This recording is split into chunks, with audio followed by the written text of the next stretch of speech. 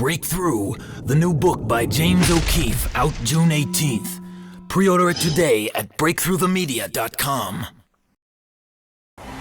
The message is perfectly simple. The meaning is clear. Don't ever stray too far. And don't disappear. No, don't disappear. Ever had the feeling? We at Project Veritas were interested in what would happen if we sent a few undercover journalists posing as homeless people to sleep on the sidewalk in front of California Assemblyman Roger Dickinson's residence. The Assemblyman believes that homeless people should be allowed to sleep in front of other people's houses. How would he react to them sleeping in front of his? Assemblyman Roger Dickinson of California is on the Judiciary Committee and voted yes to the Homeless Persons Bill of Rights and Fairness Act, the stated purpose of which is to provide that every homeless person has the right to rest and solicit donations in public spaces. The act then goes on to define public space to include sidewalks and public buildings.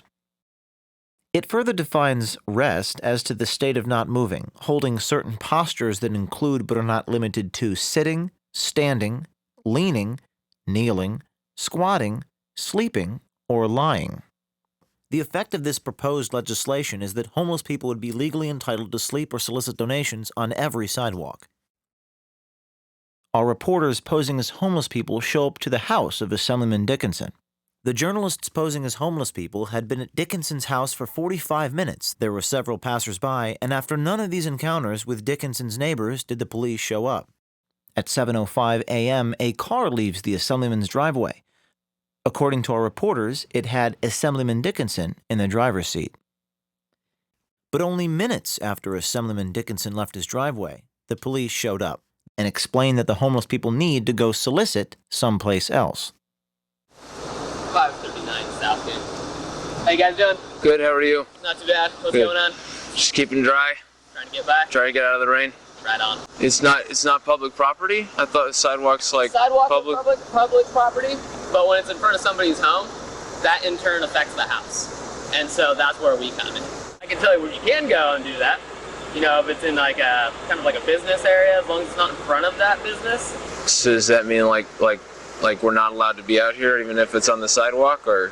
Because right now, you know, you got the sign that says, you know, anything helps. You know, you're asking for basically it's donations that can't be taxed. So. What if I just? Yeah, well, because I already know what it is. Well, I won't ask you. Now. Basically, around here, you want to keep it moving. Well, we're not going to go up on anybody's house. Is it cool if we just hang out under the tree for a little bit? I would suggest it now. So, I'm saying you don't want to hang out in this neighborhood, really. I'm saying you don't want to hang out in this neighborhood, really. What does this neighborhood mean? Basically, around here, you want to keep it moving. What does around here mean? Does the Assemblyman's commitment to advocating for the homeless extend only beyond a 1-mile radius of his own comfort zone? Does the Assemblyman believe that different rules apply to his upper-class neighborhood? We thought we might find less hypocrisy with the bill's main sponsor, Assemblyman Tom Amiano in downtown San Francisco. The homeless people stood on the sidewalk outside Tom Amiano's office, and after a while, our videographers headed back to their car in the garage. When they got to the garage, they were accosted by the Department of Homeland Security, who asked to see the tapes and threatened to arrest them if they did not disclose the contents of their recordings. Good. Good. You have ID on you? Yeah, what's up? What's your ID real quick? Who are you with? Department of Homeland Security. Okay, Homeland Security is done. You have anything, any knives, guns, rocket launchers, anything else on you? Notice how the federal officer implies that if the videographer does not waive his Fourth Amendment right and consent to a search of his camera and property, he will get in trouble. Can I see the video? I'd love to see it. You bet you. Yeah, I'd love to see it. No, I don't have a warrant at all. Do you need a warrant? No. Actually, if you're willing to show me the video, we're good to go. Okay. After the interaction that we recorded with DHS, the agent said if Hartsock would not show him the footage, he would detain him until such time as it would take him to obtain a search warrant from a federal judge. Is simply refusing to consent to a search sufficient probable cause to obtain a warrant?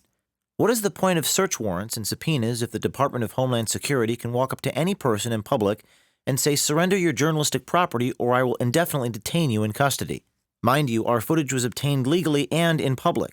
We find it ironic that assemblymen who support these measures don't apply them to their own lives. We find it more ironic that in a state where they are sponsoring a bill to give rights to people to be wherever they want, whenever they want, without questions asked, we were almost arrested if we didn't give out personal property to the federal government upon command after filming in public. It wouldn't be the first time we had a run-in with the federal government, and it certainly wouldn't be the last. In fact, the last time we waived our rights, the federal government destroyed our property, charged us with a crime we didn't commit, and gave us probation for years. This leads us to wonder, is freedom of the press dead? Is the federal government attempting to censor the media every chance it gets? We already know they're spying on the Associated Press, Fox News reporters, and your humble narrator, James O'Keefe. Who is next?